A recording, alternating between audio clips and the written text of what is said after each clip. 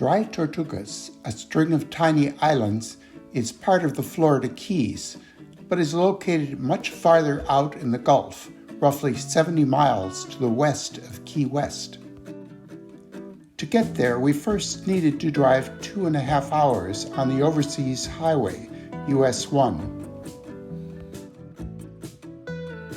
Bridges up to 7 miles long connect some 40 islands along the route. We went in November, during the dry season, when daytime temperatures are mild. Winters here are sunny and dry.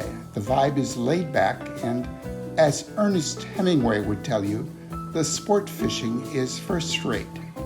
Is it any wonder that 5 million tourists make the trek every year?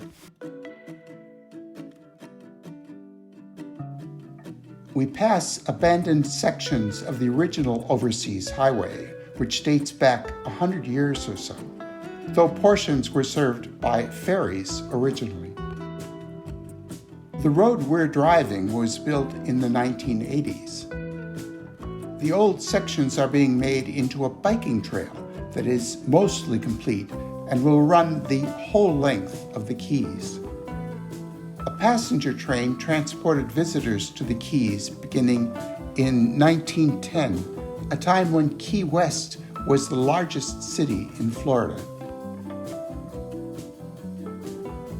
The sun was setting as we entered quirky Key West, famous for its free-spirited outlook and Floridian vibe that make it seem a million miles from the rest of the U.S.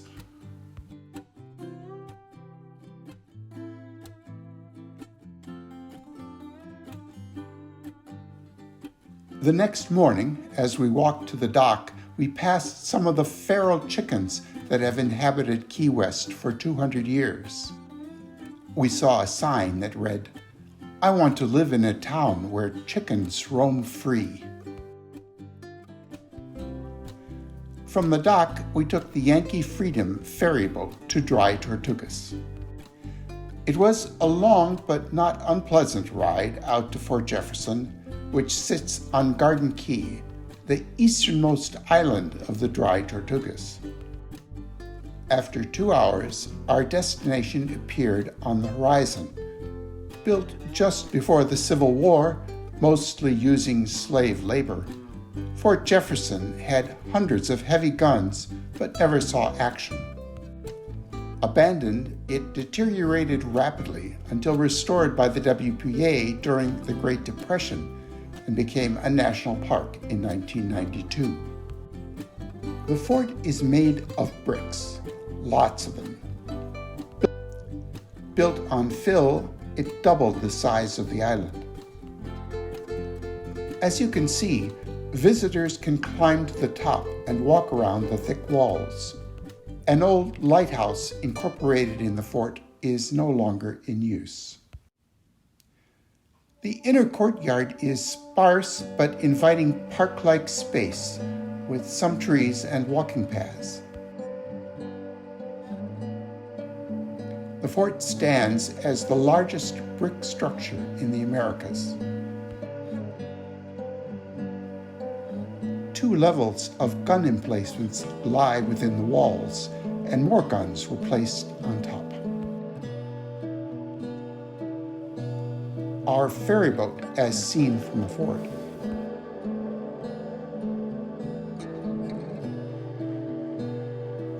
Cisterns collected rainwater, as there is no fresh water on any of the Dry Tortugas, hence the name.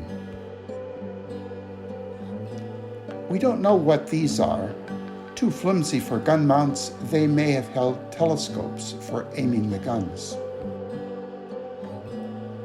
This is one of the boats that thousands of Cuban refugees have used to escape to the U.S., many of whom land here in the Dry Tortugas. The arched architecture of the fort is fascinating and really quite beautiful.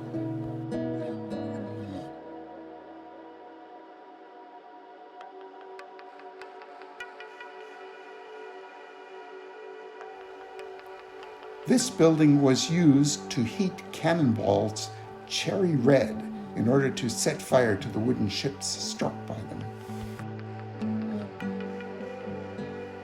We walked up the granite staircase to the second level where stalactites grew from the ceiling.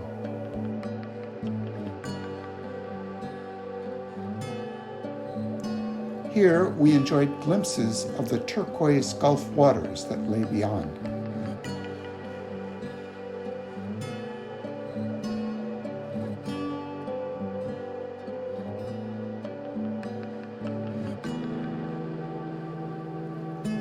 Then we took the stairs to the top of the wall.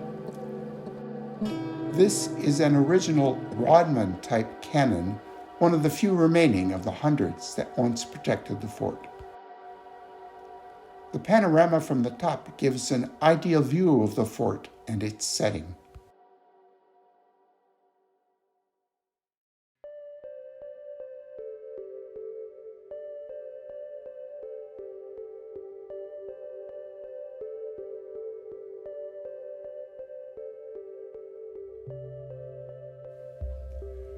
Ruins of an old dock from when the fort was used for refueling coal on naval steamships.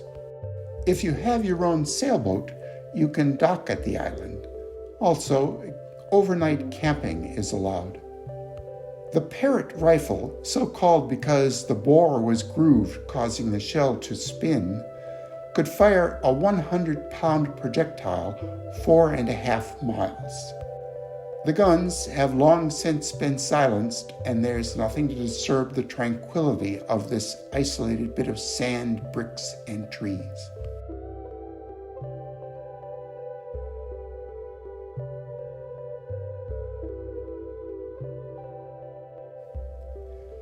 We arrived back in Key West as the sun was setting. Luxury condominiums hug the coastline. The median home price here is 3 times higher than the rest of the country, comparable to San Francisco. There are lots of boats, even by Florida standards. In sum, we very much enjoyed a trip to this unique and engaging sliver of Florida.